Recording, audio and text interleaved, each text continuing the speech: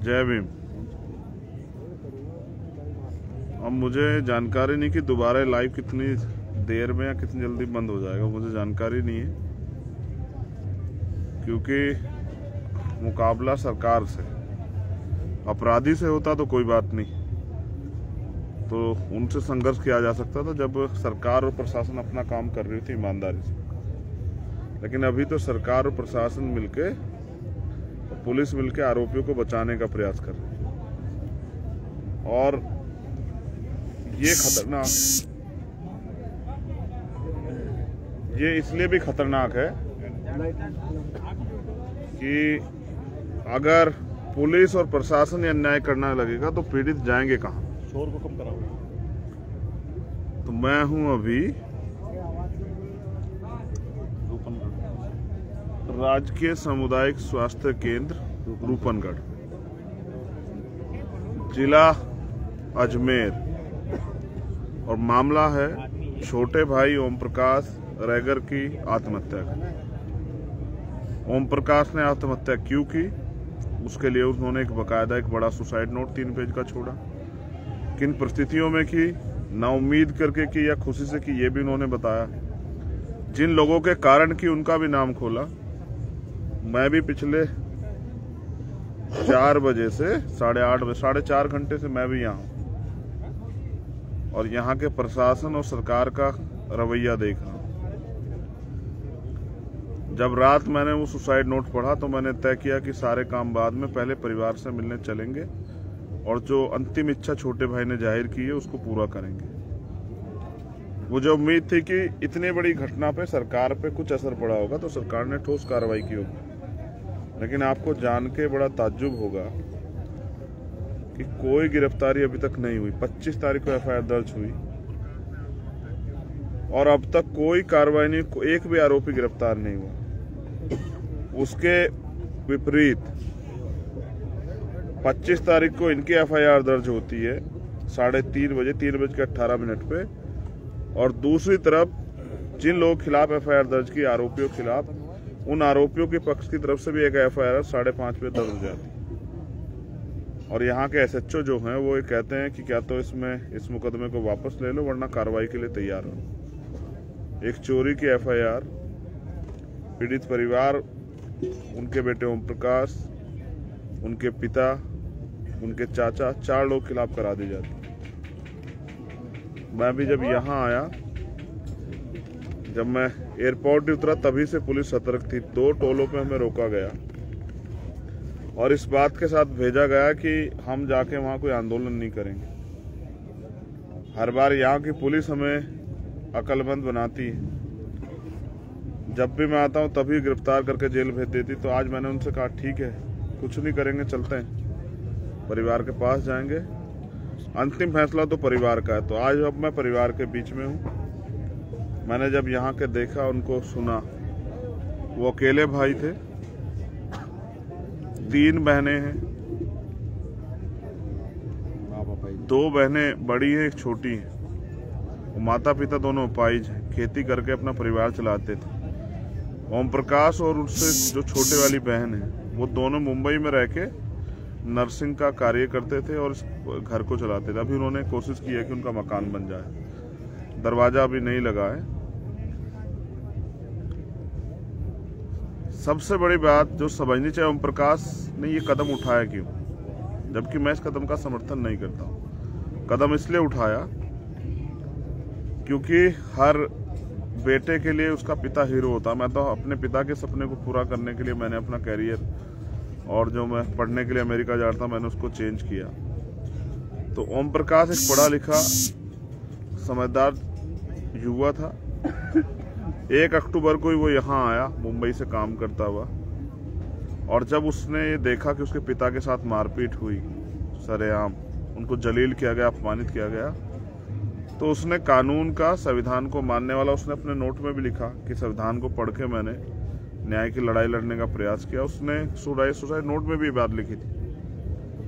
वो थाने गया एप्लीकेशन देने, पुलिस ने एफआईआर दर्ज नहीं की। यहाँ के मुख्यमंत्री कहते हैं कि schedule caste SC ST act का SC ST कोई मुकदमा उसको दर्ज करना है, लेकिन उस दिन मुकदमा दर्ज नहीं हुआ। वो पढ़ा लिखा था और सम्मान की वैल्यू समझता था, इसलिए वो दोबारा नेक्स्ट डे गया और उसने मुकदमा दर्ज करने की मांग की और उसने कहा अगर आप नहीं दर्ज करोगे तो हम सीनियर अधिकारियों के पास जाएंगे और हम कोर्ट जाएंगे। तब FIR दर्ज हुई, लेकिन जैसा मैंने बताया उसके 2 घंटे बाद उनके खिलाफ भी मुकदमा दर्ज हुआ और लगातार उस पर दबाव बनाया जा रहा था कि मुकदमा वापस लो वरना तुम्हें जेल भेज दिया जाए। तो जैसे मैंने कहा कि उनके पिता उनके लिए हीरो थे और अपने हीरो को बेइज्जत होते जलील होते उस बेटे ने देखा और फिर न्याय भी नहीं हो रहा है। 25 तारीख से लेके कल तारीख थी 1 नवंबर, कोई कार्रवाई नहीं हुई और ये वो बर्दाश्त नहीं कर पाया और उसने सुसाइड नोट लिखा और उसने सुसाइड कर लिया। वो हम सैकड़ों लोगों को, लाखों लोगों को जगा गया कि अन्याय करने वाले से अन्याय सहने वाला ज्यादा दोषी होता है। जो लोग अन्याय सह रहे हैं उनके लिए मिसाल है, लेकिन मैंने फिर कहा कि मैं इस कदम को सही नहीं मानता।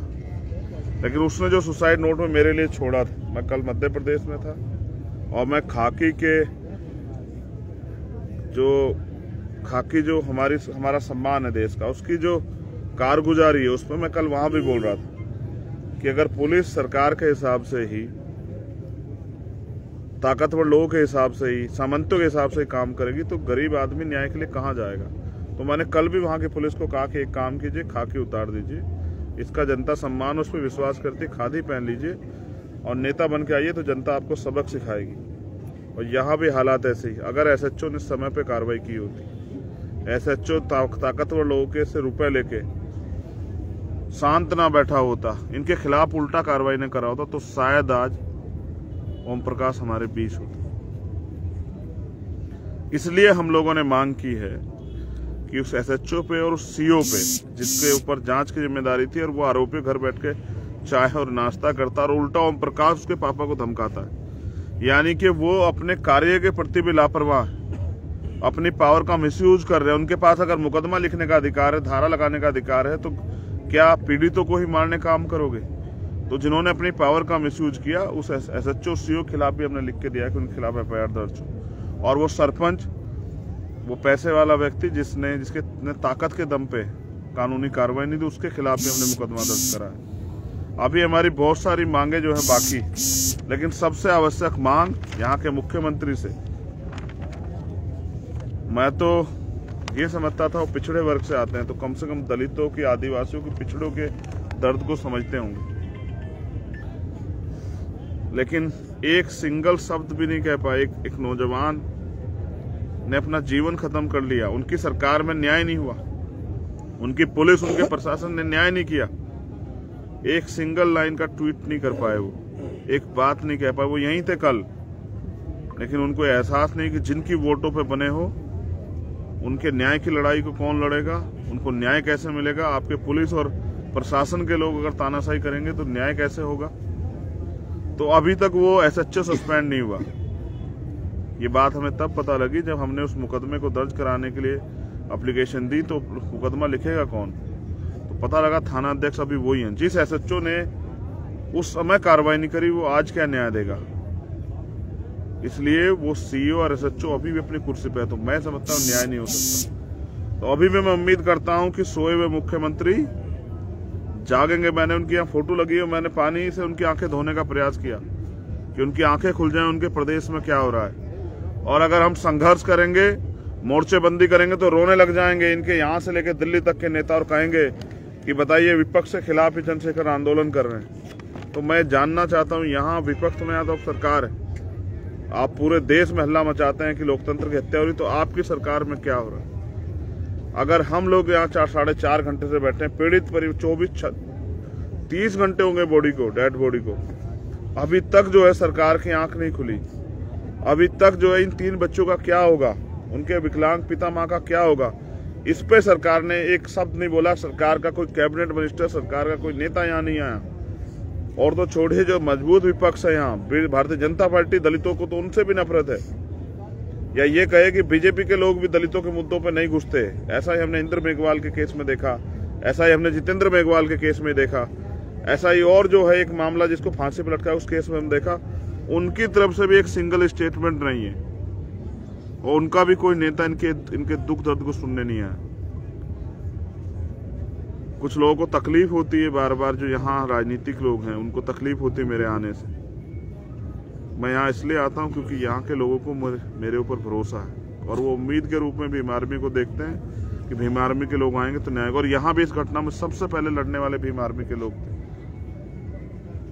और ये वो लोग हैं जो इस समाज के दर्द को अपना समझते हैं, क्योंकि इन्हीं में से कुछ लोग हैं जो इस समाज की लड़ाई को लड़ने के लिए अपना घर बार छोड़ के निकले।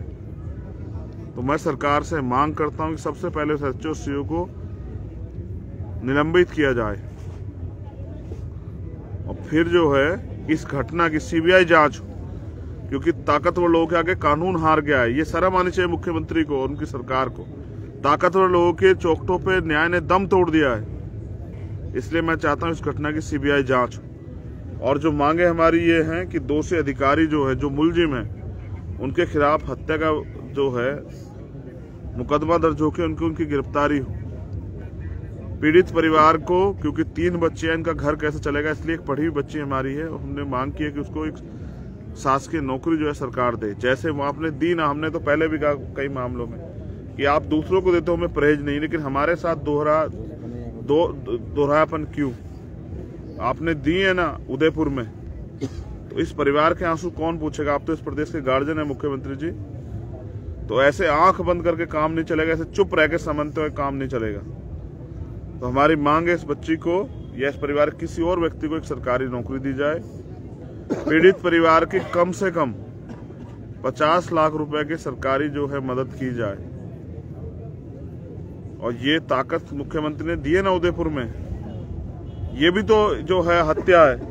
वो मरने के लिए वो भरोसे था आपकी सरकार के, और आपकी सरकार और आपके अधिकारियों ने उसको मरने के लिए मजबूर किया। आप भी दोषी, आपकी सरकार भी दोषी, आपके प्रशासन के अधिकारी, आपके पुलिस के अधिकारी भी दोषी। तो इसलिए इस परिवार को तत्काल प्रभाव से 50 लाख रुपए की आर्थिक मदद की जाए और मेडिकल बोर्ड द्वारा जो है उस बच्चे का, छोटे भाई का पोस्टमार्टम और मामले की जांच मैंने कहा सीबीआई से कराई जाए। क्योंकि जिन पुलिसकर्मियों पर आरोप और जिन ताकतवर लोगों पे वो न्याय को प्रभावित करेंगे और जांच को प्रभावित करेंगे। इसलिए हम लोग चाहते हैं कि सीबीआई जांच हो और फास्ट ट्रैक कोर्ट में मुकदमा चला के उनके ऊपर सख्त से सख्त उनको जो है सजा दिलाई जाए। और मैं यहाँ इसलिए हूँ, यहाँ के चमचे नेताओं, क्योंकि तुम लोग सरकार के एजेंट बन के अपने समाज से भी धोखा कर रहे हो। तुम लोग यहाँ रहने वाले शेड्यूल कास्ट को जातीय महासभाओं में बांट के इनको एकजुट नहीं होने दे रहे हो, और इसलिए ये गुलाम मोहताज बन के इस प्रदेश में जो है ना जानवरों जैसा जीवन जीने के लिए मजबूर है। और मैं यहीं रहूंगा डट के पूरी रात, जब तक वो एसएचओ सस्पेंड नहीं होता, जब तक उस सीओ पे कार्रवाई नहीं होती, जब तक सरकार इनके दर्द को नहीं सुनती। यहाँ के मीडिया से ब्लैकआउट करोगे, कहाँ से ब्लैकआउट करोगे? मुख्यमंत्री नेट बंद करवा दो यहाँ का। कल हमारे लोग आएंगे सुबह मेरी ताकत बनने, पूरे राजस्थान के लोग इस दर्द को और ताकतवर करने, ओम प्रकाश की आवाज को मजबूत करने, हमारी छोटी बहन का हौसला बढ़ाने, उसके पिता का हौसला बढ़ाने कल पूरे राजस्थान के लोग आएंगे। मैं भी ये देखना चाहता हूँ कि यहाँ के लोग इस परिवार की लड़ाई को लड़ते हैं नहीं लड़ते हैं। इसलिए मैं पूरी रात मोर्चा लेके यहाँ यही मोर्चरी के बाहर, क्योंकि इस अन्याय को सहना इतना आसान काम नहीं। और अब हम कितनी लाशें उठाएं ये भी जवाब देना पड़ेगा। इंदर मेघवाल, जितेंद्र मेघवाल, ओम प्रकाश रैगर, कल कौन? चंद्रशेखर आजाद, सत्यवान, सतपाल चौधरी, धर्मेंद्र कौन? शैलेश मलपुरिया, अनिल आजाद कौन? कल किसकी लाश पर रोके हम लोग इकट्ठा होंगे? किसकी लाश को हम लोग जो है अंतिम संस्कार के लिए रोक के रखेंगे? तो ये हमें तय करना है। इसलिए आज हम यहाँ हैं कि कल किसी ओम प्रकाश के साथ ऐसा ना हो और इस बहरी सरकार तक हमारी आवाज जाए। मैं और दर्द किसे कहते हैं ये जानने के लिए आपको अपनी छोटी बहन को रूबरू करा रहा हूँ, जो घरों में काम कर करके किस तरह से इस परिवार को के सामाजिक सम्मान की लड़ाई को मजबूत करने के लिए यहाँ थी, जो अभी मेरे बाद पहुंचे, जिसको ये भी नहीं पता था कि उसका भाई चला गया, जिसने अपना सब कुछ खो दिया, जिसने अपना जीवन का सहारा खो दिया, जिसने अपनी बाजू खो दी, जिसने अपना विश्वास खो दिया। और उसको पता है कि वो रोज जाता था थाने इस उम्मीद के साथ कि कार्रवाई होगी, और मैं अब नीतू हमारी छोटी बहन जो ओम प्रकाश के परिवार में सबसे छोटी, मैं उससे कहूँगा कि पूरा देश आपको सुन रहा है। इस लाइव के जरिए बहुत दूर दूर तक के लोग आपको सुनेंगे। आप किस हालात में हो, सरकार ने आपकी क्या मदद की और आप सरकार से क्या चाहती है, अपनी बात को आप जरूर रखो।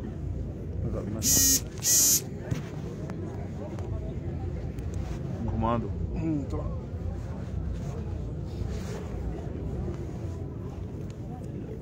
इधर इधर कोई हो जाओ, वो लाइट उधर से जाओ, आप उधर ही हो जाओ। हाँ मैं हट जाऊँ। नहीं आ जाओ बच्चे, इधर आ जाओ।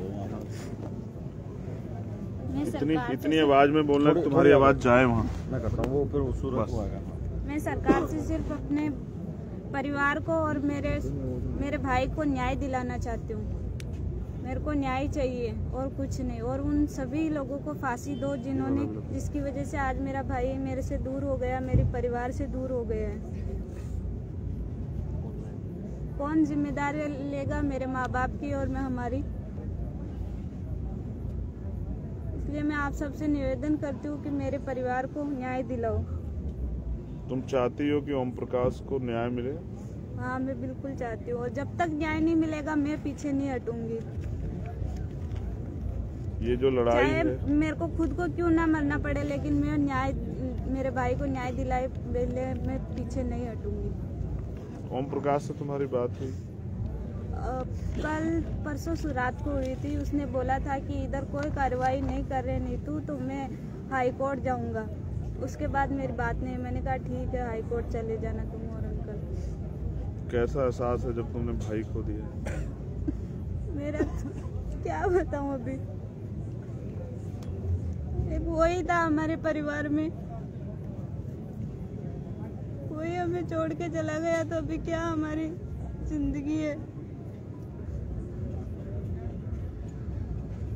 मैं ये समझता हूँ कि इस सरकार से न्याय की उम्मीद कम है, इसलिए मैं समझता हूँ मैं पहली बार ऐसा कदम उठाऊंगा। मैंने आज तक कभी किसी के लिए मदद की मांग नहीं की। पहले भी सरकार से प्रयास करेंगे कि वो हम इन परिवार की मदद नहीं करेगी, तो मैं पहली बार इनकी मदद के लिए आपसे अपील करूंगा कि ये 3 महीने इनके पिताजी, इनकी माँ, और वो कह रही है कि उनका भाई चला गया, लेकिन हम सब लोग भाई उनके साथ हैं। मैं मांग करूंगा पहली बार कि समाज के लोग इनकी बढ़ चढ़ के मदद करें, क्योंकि ये लड़ाई आसान नहीं है। उनको जब तक 4 दिन में लोग चले जाएंगे, 10 दिन में इनके रिश्तेदार भी इनका साथ छोड़ देंगे, कोई नहीं आएगा। मैं तो इस हालात को जानता हूँ।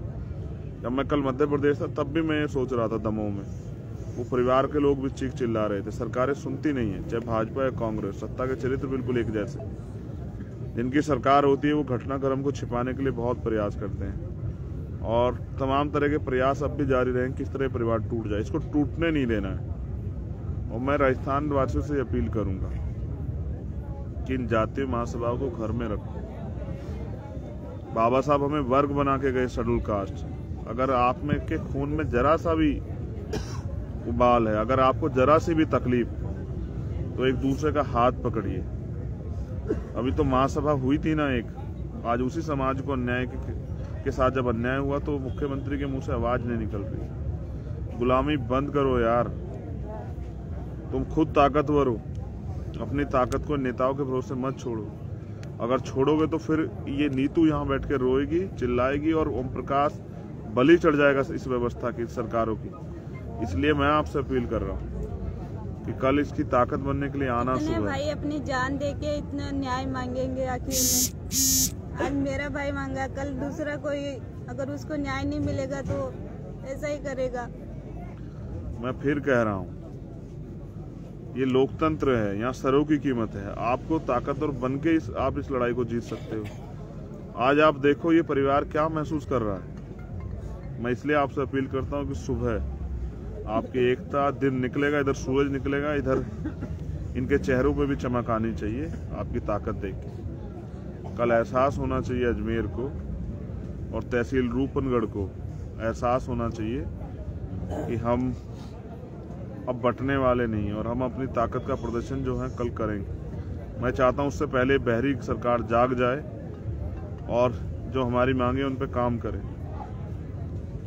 जो लोग इससे जुड़े, मैं उनसे अपील करूंगा कि वो उसको शेयर करें और पूरे सब जगह तक ये बात पहुंचाएं। और राजस्थान के साथियों कल इंतजार करूंगा सुबह। हम लोग यहीं खड़े हैं डट के। जब तक इस परिवार को न्याय नहीं मिलता तब तक ये लड़ाई जारी रहेगी। जय भीम, जय भारत, जय मंडल, जय जोहार, जय संविधान। आप सभी के लिए मंगल कामना, उस परिवार के लिए आदरांजलि, ओम प्रकाश के लिए आदरांजलि। उस परिवार को तथागत महामानव बुद्ध जो हैं दुख सहने की क्षमता प्रदान करे, प्रकृति इनको ताकत दे। हमारी छोटी बहन को कि वो इस लड़ाई को दमखम से लड़े और आरोपियों को सजा मिले। कल आपसे मुलाकात। जय भीम।